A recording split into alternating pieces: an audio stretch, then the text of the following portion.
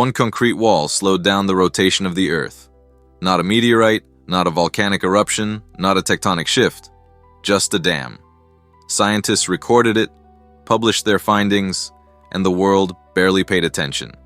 And yet behind this fact lies a story that concerns every single person living on this planet. A study published in the journal Geophysical Research Letters contained a conclusion that sends a chill down your spine.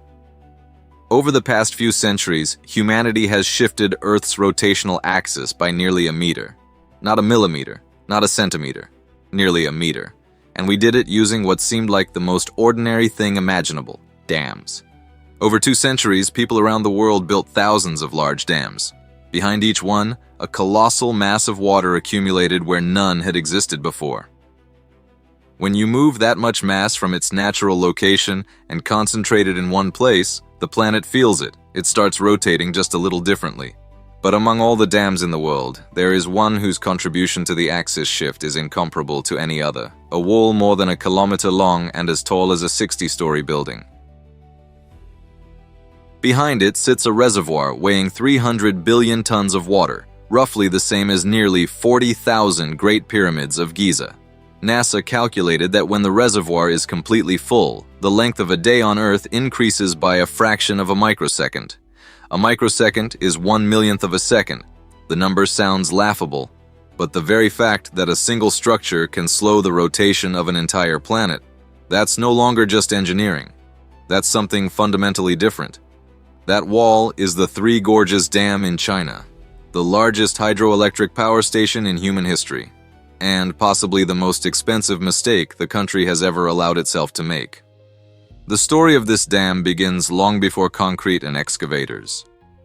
The idea of damming the Yangtze River was first proposed by a Chinese politician still referred to in the country as the father of the nation.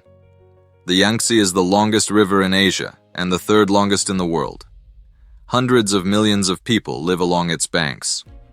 The idea was simple: dam the river, install turbines, let the water spin them around the clock.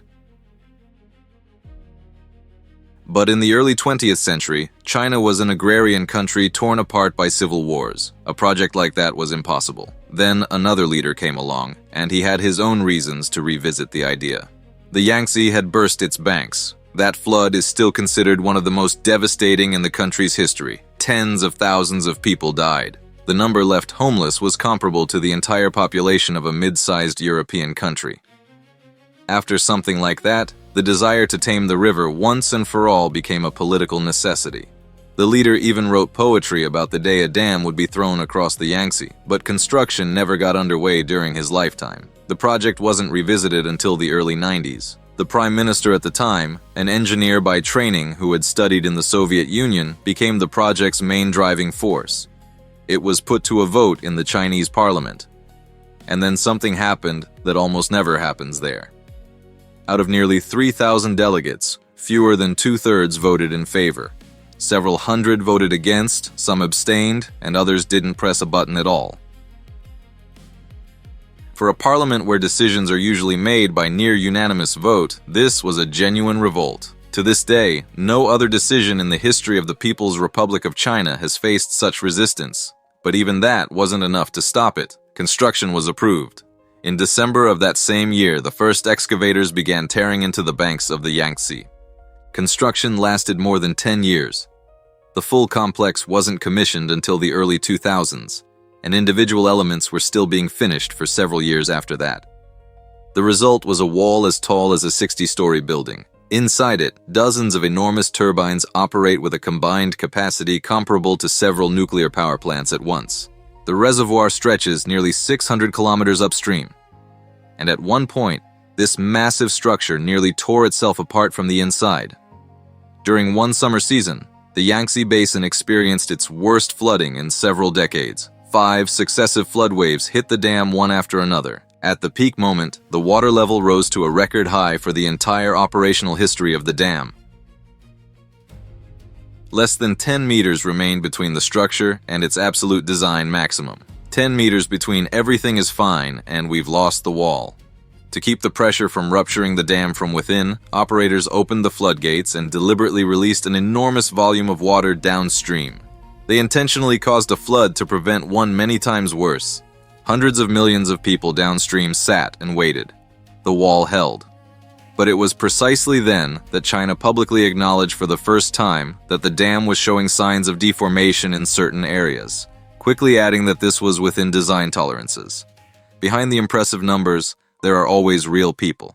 To fill the reservoir, more than 1 million people had to be relocated. Dozens of cities, hundreds of towns, and thousands of villages were completely submerged. People were given compensation and new housing. But anyone who has ever moved knows what it means to leave behind a home where your grandparents and great-grandparents lived. Along with the villages, thousands of archaeological sites disappeared beneath the reservoir. Ancient temples, burial grounds, cave paintings, entire settlements thousands of years old. Archaeologists were given little time and little money. They managed to study only a small fraction. The rest now lies under a layer of water and silt forever. And there is one artifact that historians still can't stop thinking about. In one of the burial sites excavated before the flooding, they found the remains of a person missing their head and upper body. An ancient ritual, an execution, the tradition of a tribe we know absolutely nothing about. That question sank beneath the water, along with thousands of other mysteries. Before the dam was built, the Yangtze was one of the most biologically rich rivers on the planet. The Chinese river dolphin, a freshwater species that had existed for millions of years, was not spotted a single time after an extensive expedition along the river. The species was declared functionally extinct. A similar fate befell the Chinese paddlefish, a massive fish related to the sturgeon that had survived the dinosaurs. It did not survive the dam. There is also another subject people prefer not to talk about. Submerged trees, plants, and the remains of villages are rotting at the bottom of the reservoir. Decomposition releases methane, a greenhouse gas incomparably more harmful than carbon dioxide. According to scientists' calculations, large reservoirs in subtropical regions release so much methane that the entire green image of hydroelectric power becomes a beautiful fairy tale. On top of that, the reservoir is gradually filling with silt. The river carries millions of tons of sediment every year, and all of it settles in front of the wall. With each passing decade, the usable volume decreases, while the pressure on the structure increases. When you place hundreds of billions of tons of water in one spot, the ground beneath it starts to react. Scientists call this induced seismicity. The enormous weight of the water creates microfractures in the rock, and the earth begins to creak like old hardwood floors under someone too heavy.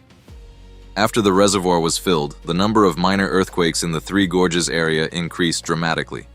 That is a documented fact. A few years later, roughly 100 kilometers from the dam, a devastating earthquake struck, claiming tens of thousands of lives. Some scientists cautiously suggested the hypothesis that the reservoir may have acted as a trigger. There is no direct evidence. Chinese authorities categorically reject the theory.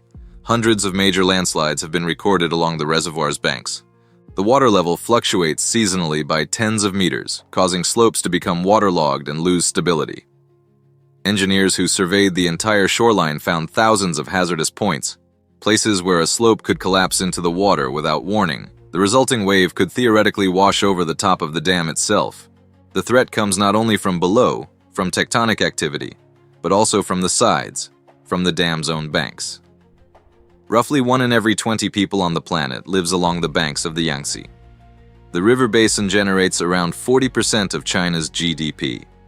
The port of Shanghai is the busiest in the world. If something happens to the wall, the problem won't just be a wave of water. The logistics of half of China's economy will collapse. To grasp the true scale of such a scenario, it's enough to recall a story that China kept hidden for a very long time. When a powerful typhoon struck one of its provinces, a local dam considered virtually indestructible gave way. Behind it, neighboring dams began to fall like dominoes. Dozens of dams collapsed in a single night. A wave several stories high crashed down onto the plains. According to official figures, tens of thousands of people died. Independent estimates put the number several times higher. The world didn't find out until nearly 20 years later, when some of the documents were finally declassified. That dam was incomparably smaller than the Three Gorges Dam. Downstream on the Yangtze cites Shanghai. nearly 25 million people right at the river's mouth, at sea level. Between the city and the wave, there would be no hills, no natural barriers, just flatlands and 1 million plus city after another. Container ports, factories, petrochemical plants, and microchip manufacturing would grind to a halt instantly. The supply chains that half the world's electronics depend on would be severed in a single night. You might think that after all of this, China would have pumped the brakes. But no, a new dam has been announced, one that will surpass the Three Gorges Dam in scale by nearly 3 times, on a river in Tibet, right on the border with India. That same river, once it crosses the border, becomes the main waterway of northeastern India and then flows into Bangladesh. Hundreds of millions of people depend on that water. Now China will have the ability to regulate the flow from upstream. In effect, Beijing is getting not just a dam, but a giant faucet on a river that 2 neighboring countries depend on. The Three Gorges Dam was built as a symbol, proof that humanity can come to terms with nature and bend it to its plans. The results have been mixed, to say the least. The dam generates electricity, holds back floods, and keeps shipping lanes open. But it has also turned out to be a geological time bomb, an ecological catastrophe, and a single point of failure on which nearly half of China's economy depends. And despite all of that, the country didn't stop. It went ahead and started building something even larger. We as a civilization have built thousands of dams and shifted the axis of our own planet by nearly a meter. Concrete ages. Silt accumulates. The plates beneath it shift. The weight of the water isn't going anywhere. Somewhere along the banks of the Yangtze, a child is growing up right now who will live in a world where this question will have to be answered for real. For now, we just look at that wall and count the microseconds it adds to our day. If stories like this interest you, subscribe and hit like. It helps the channel keep telling them.